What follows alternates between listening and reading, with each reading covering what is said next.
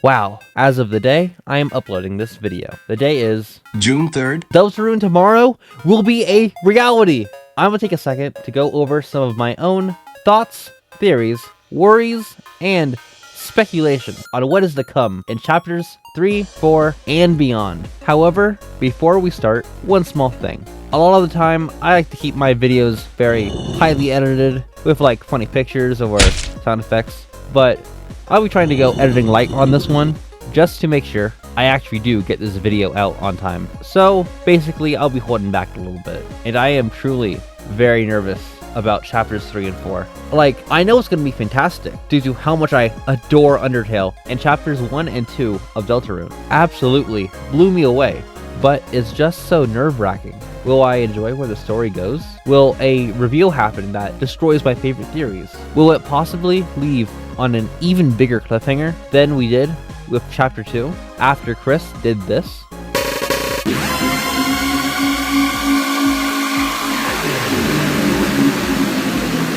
These thoughts really have been plaguing my brain ever since the last Nintendo Direct.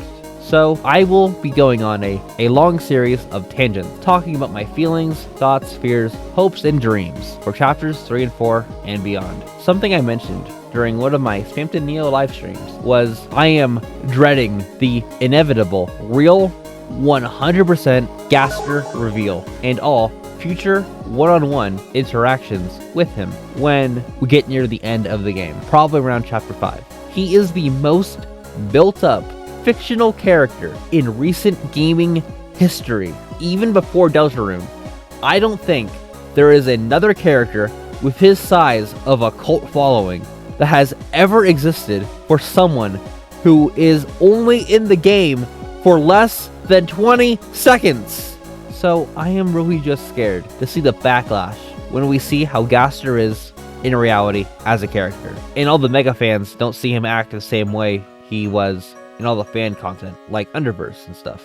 Like, for example, back when the Valentine's Day letter came out, and everybody jumped the gun and thought that was Gaster.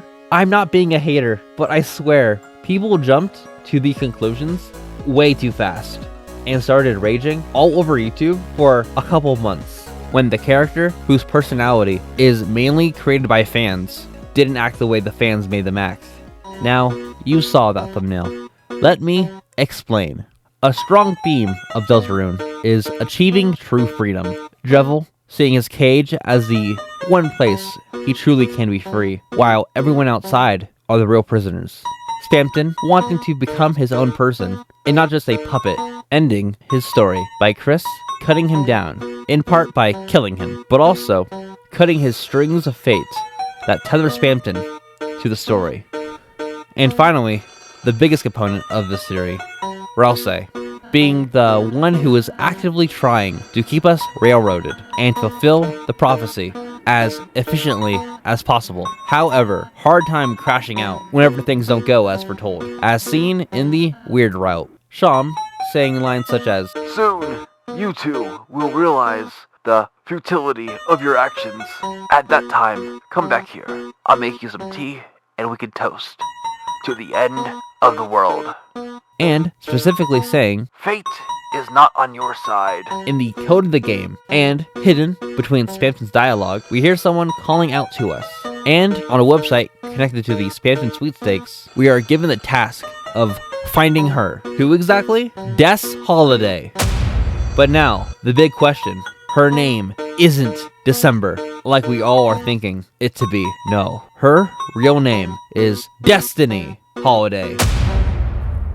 Now at the start of the game, we can take $5 from Azriel's nightstand, but if you attempt to take more, you get the line, "You've already taken enough." My general idea is after Chris, well, they ran away into the woods and ended up inside of the bunker. Azriel and Des, who, for the sake of this theory, we'll say are either dating or in a very close friendship, being responsible and not wanting a, at the time, much younger Chris to be going out in the woods all by themselves late at night, followed them inside of the bunker after some accidental mistake, ended with Des being dragged into the depths, explaining the sudden fracture of the Dreamer and Holiday family friendship. Rudy and Noelle are very forgiving, and know it truly was an accident. Eventually forgave the Dreamers. However, Mayor Holiday did hold on to that grudge, firing Asgore from Chief of Police immediately, as it was the only sort of retribution she could inflict, but also stabbing him while he's lying down and trying to get his Flower King business closed as well. Then why does Noelle get all shaken up at the spelling bee? Why does her calendar only say December? Well, I am glad you asked, Stanley, because for your information, we in fact have learned a lot about the Holiday family, as they are massive Christmas fans. Noelle and Des would play in the snow all the time growing up, making snow angels. That time of year is when Noelle was most happy, and the reason her calendar is stuck at December is because that is where she wants to be. But yeah, that's my general theory of the Destiny Holiday theory. I'm pretty sure it's wrong. I just think it was fun to think about and talk about it on the official Deltarune Discord server. With Scum, Kissim, Connoisseur, Greninja, #1 Deltarune fan, Chris, Deltarune Real, Senk, and Polly Pop.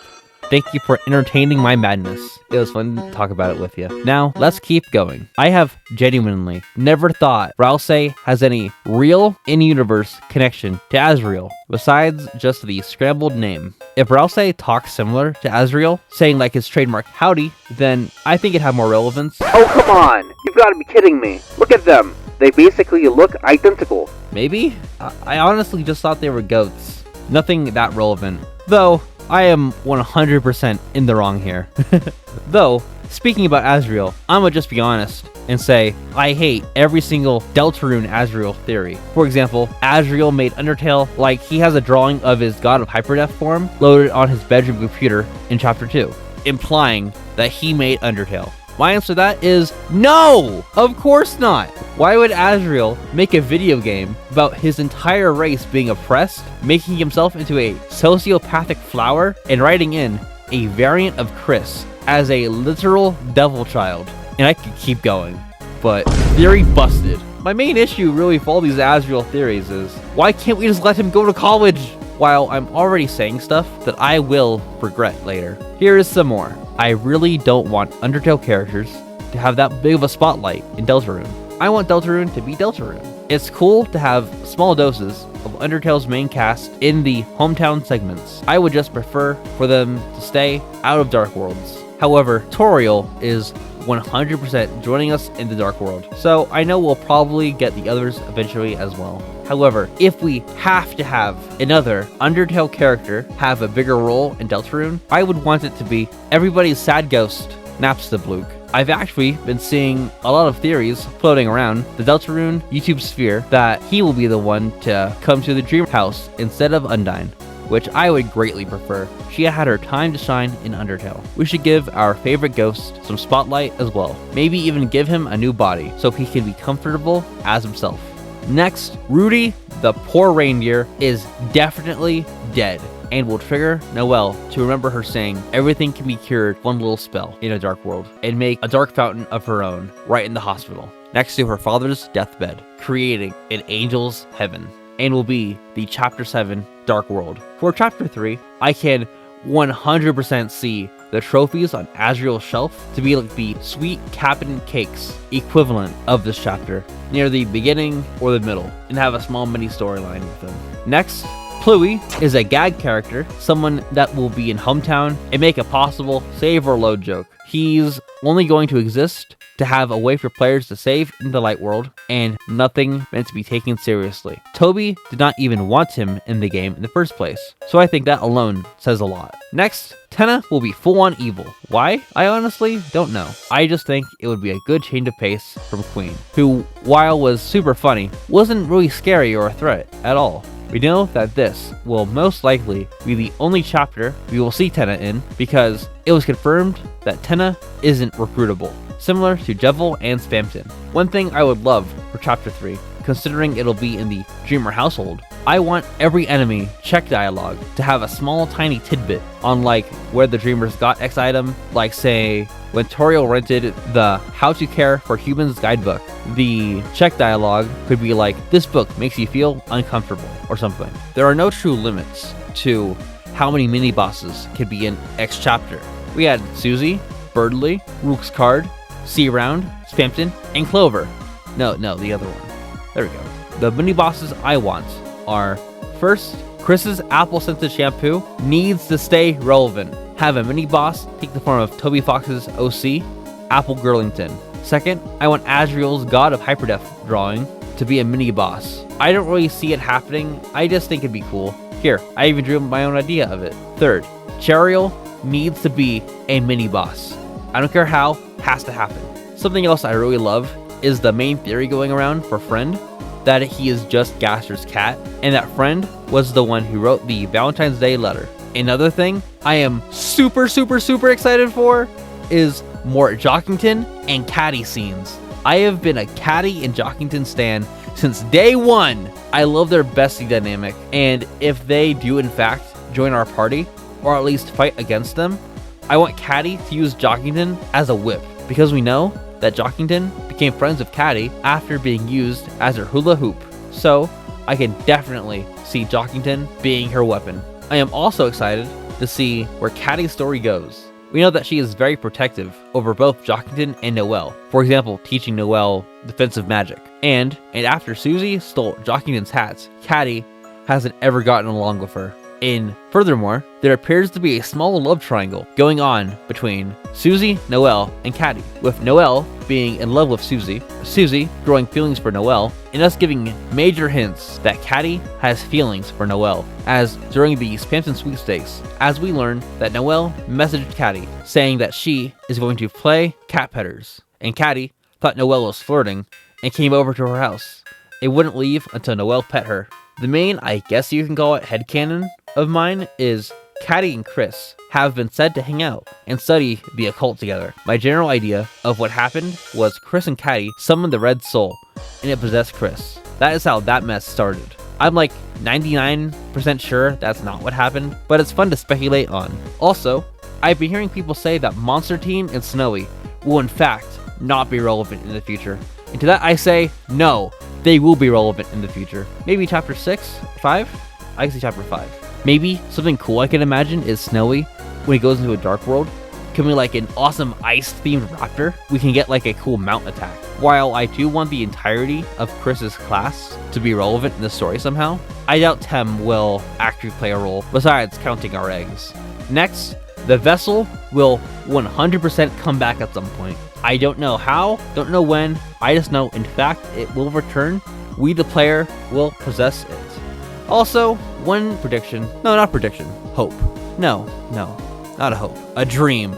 My dream for the ending of this game is to have Asgore have a happy ending, or at least the closest he can get to one, because sadly, Asgore is the punching bag of the Undertale franchise. He is built up during the first dungeon of Undertale as this tyrannical monster, but as we progress more and more, he is beaten down as you progress. Papyrus, the nicest creature in the entirety of the underground, literally calling him a fluffy pushover, and with what I have predicted to happen, does not help his case whatsoever. His oldest son has moved away to attend college. His youngest child is labeled the creepy kid in town. His best friend Rudy is dying. His ex-wife despises him and is getting with Sans.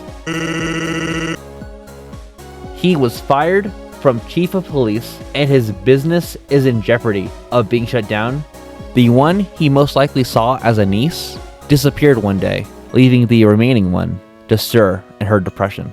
I just really want Asgore to at least get some sign of a win, because God, if he didn't have Chris and Azriel, I feel he needs to be on suicide watch, because I honestly couldn't even blame him with how much life has screwed him over. Also, to get me hyped, I've been rewatching a lot of my favorite Deltarune YouTubers, like Dork, Stuffed Alpaca, Spooky Dude, Nighthawk, Misty, Sparkles, Andrew Cunningham, Fakey, McFake, Mr. Brick & Co., Vivit, Veritas, Snarlinger, and Cammy Boy G. But also, another YouTuber that I really liked when I was younger, named Scott Falco, also covered chapters 1 and 2 in one of his Side of Salt videos. I used to love his channel when I was younger, but now I think it's a bit more not my demographic. And he's also more of a streamer now than YouTuber. But God, did he 100% predict the Chapter 1 ending? All the info you need is right there. Chris has been known to eat the entire pie and has stains in the room from the pie. There have been no major events such as murders in the town, and Toriel keeps Chris locked up at night. So what was that ending, right? Simple. You, as the player, are possessing Chris, who is just a quiet kid that really likes pie. Chris throws you in the cage so you can't stop him from getting out, and because they're sick of you controlling them. The knife is to cut the pie. Duh. However, this dude really did think that we'd be getting this chapter schedule. It was kind of nice too that Chapter 1 got some quality of life stuff, and it all got thrown together in a showcase to see how many years it'll take to complete the whole game. Together in a showcase to see how many years it'll take to complete the whole game. It'll take to complete the whole game. If only this be true. Oh yeah, I almost forgot. I got really nothing to say about who I think is the Roaring Knight, considering, well,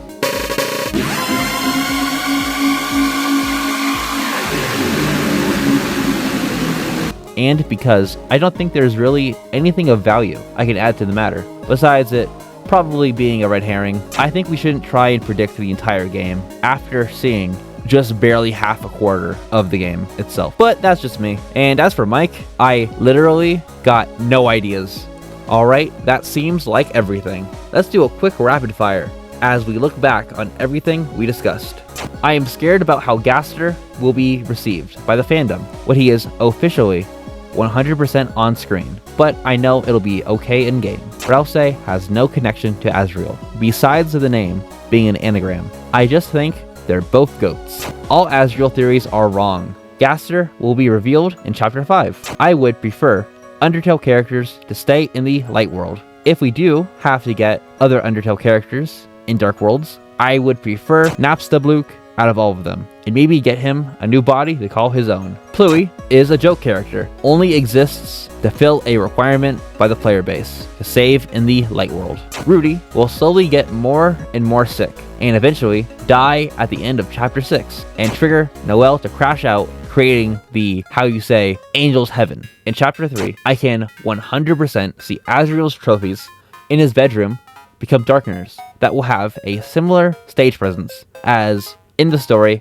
as Sweet Captain Cakes. We will get a small bit of characterization for every bit of check dialogue option when in combat against an enemy Darkener, relating to a small tidbit about it and the Dreamers. Tenna will be full on evil.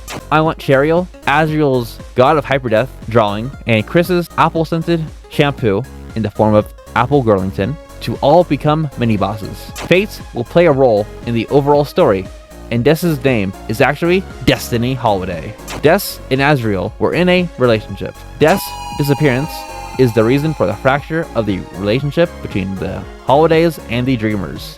Caddy, Susie, Noelle are in a love triangle. Caddy will use Jockington as her weapon, specifically her whip. Caddy and Chris summon the player. Monster Teen and Snowy will be relevant in future chapters, most likely Chapter 5. Snowy will become an awesome ice raptor in a dark world, and will have a mount attack. The vessel will return, and we will possess it. Chris, opening the Dark Fountain, is most likely a red herring. We don't know enough yet to predict who the Roaring Knight is. And most importantly, Azriel is in college! And this is where I'll call it a day. Remember, I'll be doing a 100% live stream of the Pacifist route of Chapter 3 and 4, exactly, when it comes out, and I have it set up for anybody who is interested to be notified when it starts. Thank you all for watching, and remember to like and subscribe, and most importantly, start a discussion of your own in the comments below. Predictions, thoughts, and fears of Chapters 3 and 4, and beyond of Deltarune. I am trying to get to 500 subscribers by the end of the year, so that would be a great help. Thank you.